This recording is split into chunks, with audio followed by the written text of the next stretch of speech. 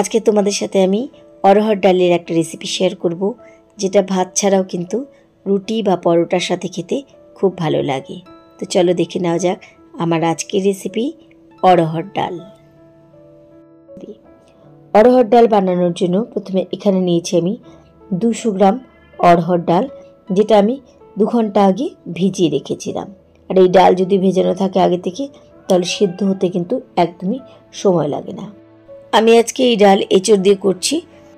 তোমরা এই ডালটা সিজনাল সবজি দিয়ে করতে পারো বা সবজি ছাড়াও কিন্তু করতে পারো, খেতে কিন্তু দুরকমভাবেই খুব ভালো লাগে। তো আমি এখানে প্রথমে এঁচড়গুলোকে বড় বড় করে কেটে নিয়েছি।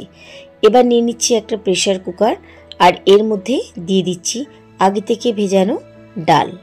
তোমরা চাইলে এখানে সজনের সাথে এঁচড় দিয়ে একসাথে করতে পারো বা অনেক রকম সবজি অ্যাড করে এই ডালটা কিন্তু করতে পারো। এবার এর মধ্যে নিয়ে নিচ্ছি এঁচড়ের টুকরোগুলো আমি বড় বড় নিয়েছি, কারণ ডালের মধ্যে সিটি পড়বে। আর যদি খুব ছোট টুকরো করে নিই তাহলে এঁচড়গুলো কিন্তু খুঁজে পাওয়া যাবে না। দিয়ে দিলাম 2 কাঁচা লঙ্কা, আর দিচ্ছি এখানে স্বাদ মতন 1 চামচ নুন। দিয়ে জল ঢেলে ভালোভাবে 2 হুইসেল দিয়ে আমি ডাল নামিয়ে নেব।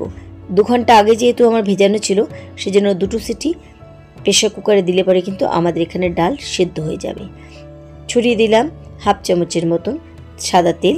তোমরা এখানে সাদা তেল বা সর্ষের তেল যে কোনো তেল দিয়ে এই রান্নাটা করতে পারো। এবার প্রেশার কুকারে আমি 2 হুইসেল দিয়ে একটু স্ট্যান্ডিং টাইম দিয়ে ডাল নামিয়ে ফেলেছি। এর মধ্যে কিন্তু আমার এখানে ডাল আর এঁচড় খুব ভালোভাবে সেদ্ধ হয়ে গেছে। এবার দিয়ে দিচ্ছি হলুদ গুঁড়ো। হলুদ গুঁড়ো দেওয়ার পরে ভালোভাবে হলুদ গুঁড়োর সাথে একটুখানি মিশিয়ে নিচ্ছি। এবার গ্যাস ওভেনে আমি একটা কড়াই বসিয়েছি, আর এর মধ্যে নিয়ে নিচ্ছি 1 চামচ সর্ষের তেল। তেল একটু গরম হয়ে গেলে দিয়ে দিচ্ছি একটা শুকনো লঙ্কা, আর দিচ্ছি একটা তেজপাতা, আর সাথে দিচ্ছি 1 চামচ সাদা জিরা। তোমরা এখানে 5 ফোড়ন দিও বা কালো জিরা দিয়েও এই ডালটা সম্বরা দিতে পারো। দিচ্ছি 1 চামচের মতন গ্রেট করা আদা। এবার খুব ভালোভাবে সব কিছু 2 থেকে 3 সেকেন্ডের মতন প্রথমে ভেজে নিচ্ছি।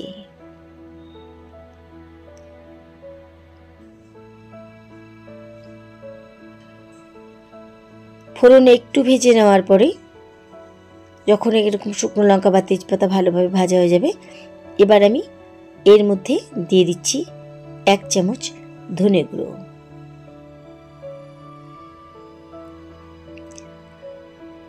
ধনে গুঁড়োর সাথে মিশিয়ে আরও একটুখানি ভেজে নিলাম। এবার এর মধ্যে দিয়ে দিচ্ছি আগে থেকে সেদ্ধ করা অরহর ডাল।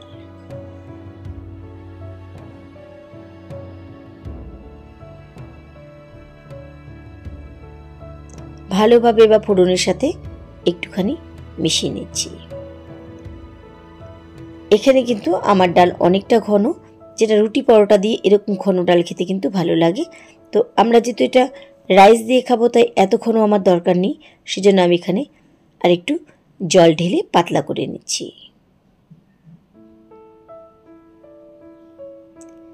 এবার জলের সাথে একটুখানি মিশিয়ে নিচ্ছি।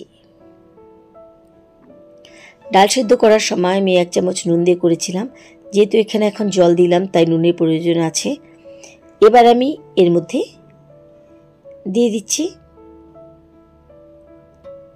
স্বাদ মতন 1 চামচ নুন। এবার নুনের সাথে মিশিয়ে নিচ্ছি। এই ডাল যেহেতু আমরা প্রতিদিন বানাই না, এটা মাঝে মাঝে কিন্তু প্রত্যেকের বাড়িতেই হয়, তাই এই ডালটাকে কিন্তু একটু স্পেশালভাবেই করা হয়। নুনের সাথে মিশিয়ে নেওয়ার পরে আরও 2 মিনিটের মতন ডাল ফুটিয়ে নিয়েছি। এবার আমি এর মধ্যে দিয়ে দিচ্ছি ভাজা মশলা। এখানে কিন্তু ভাজা মশলাটা আমি করে দেখালাম না, আমার অন্যান্য রেসিপিতে এই ভাজা মশলার ভিডিওটা আছে। আমি এখানে ধনে, মৌরি, জিরে আর শুকনো লঙ্কা শুকনো খোলায় ভেজে ভালোভাবে গুঁড়ো করে নিয়েছি। এই ভাজা মশলাটা যে কোনো নিরামিষ রেসিপিতে বা এরকম অরহর ডালে কিন্তু খেতে দারুণ লাগে। ভাজা মশলার সাথে এই ডাল মিশিয়ে নিলাম। আর অরহর ডালে যদি এই ভাজা মশলা মেশানো হয় খেতে দারুণ লাগে। অবশ্যই চেষ্টা করবে কোনো সময় বাড়িতে অরহর ডাল হলে এই ভাজা মশলাটা দেওয়া, তাহলে এই ডালের কাঁচা গন্ধ আর বেরোবে না। এবার দিয়ে দিচ্ছি আমি 1 টেবিল চামচের মতন লেবুর রস।